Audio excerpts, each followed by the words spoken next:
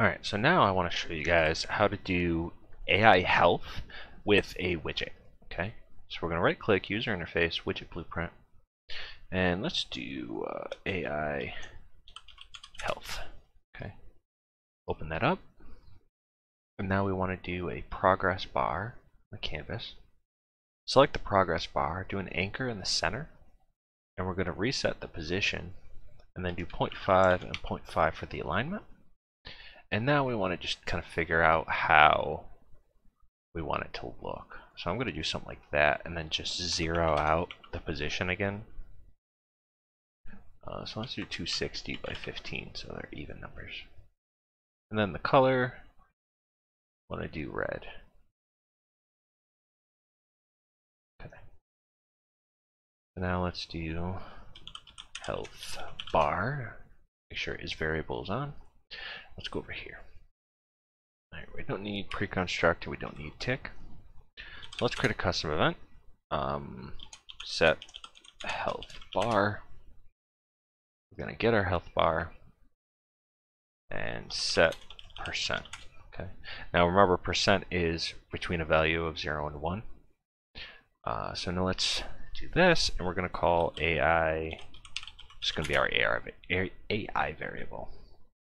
And we want to set it to our AI test object reference, do instance editable and expose on. Oh no, actually we don't have to do that for this because it's going to be actually in the widget. Let's set that there. Now we want to open up our AI and just set up a health variable. Float, compile, and we'll set it to 100. Go back here, and we want to get health. We want to divide by 100, and that will give us that 0 to 1 value. So if our health is 80, divided by 100 is 0.8, which will give us this. And then on event contract, just set health bar once, so it fills the bar. Now we'll go to AI health viewport, and then add a widget. We want to set it to our AI health. Let's put it up, and let's scale it down a bit. It works. All right, now in event graph, you can do a timer for this or event tick, whichever you want to do. I'm just going to do event tick for time's sake. But I highly recommend a timer. Avoiding event tick at all costs is probably good practice. So we want to set world rotation. Find look at rotation. Start get player. Oh no, I lied. Get player character and get actor location, and then you want to get your widget and get world location. Remember, world is for scene components, actor is for actors overall. Okay, so now on event begin play, we want to let's drag our widget out. Get user widget object. And we want to cast to AI health.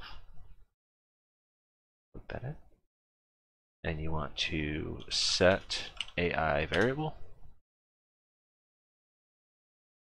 You want to set it to self. Okay. You also want to promote this to a variable AI widget, I guess we'll call it. Okay, so we have apply damage. Let's do event any damage, and we're going to subtract our health, plug in the damage, Plug in damage for the subtraction, that to set our health, that to go there. Let's get our AI widget and call our set health bar. So this will reduce the health every time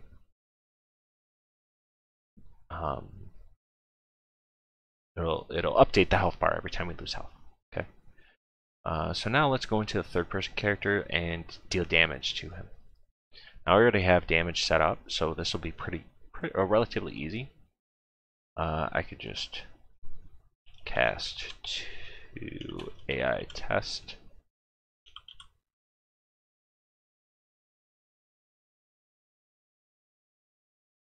What? Cast to AI test. What is going on here? Why can't I hit actor? Cast to AI. Oh, there it is. Okay. I just need to come off hit actor. Right. So there. Duplicate. Damage actor, and we're going to do 20 damage. And then I also want to disconnect my apply damage just so he doesn't do damage to me, so I can show you this a little bit better. Oh, and it'd be nice if I put him in the level, yeah? Let's drop him in there. Okay, so you can see his health bar shows up. Now, there's a reason I did it the way I did it. You can set widgets locally in a blueprint to screen, which will make it so the widget automatically always faces the player, right? The reason I did it this way is because if I put the widget in the camera, the player in between them, we can't see it. If you put it to screen, it automatically sets that widget on top of everything else. Okay, so it's not like a 3D widget. And this makes it look a little bit better, but you can see no matter which way he rotates, it's always facing me, so I can always see it. So if I attack him, you can see I deal damage. Okay, and there is a little issue there, and it's because it's like looking down at me, right? So we can split that, and just do yaw if we want to. So it doesn't adjust the pitch or anything. So it doesn't like point down at me. As you can see, it's straight across.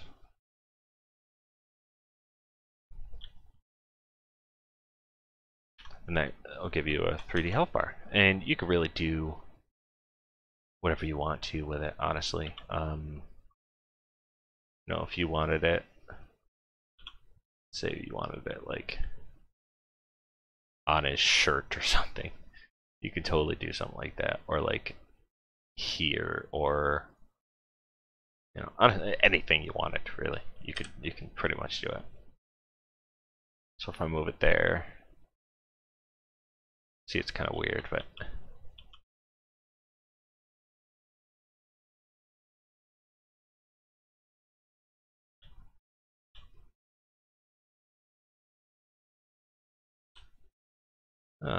oh, it's not okay. So it wasn't actually hitting him. But yeah, so that's how you add a 3D widget to a character. Right? Thanks.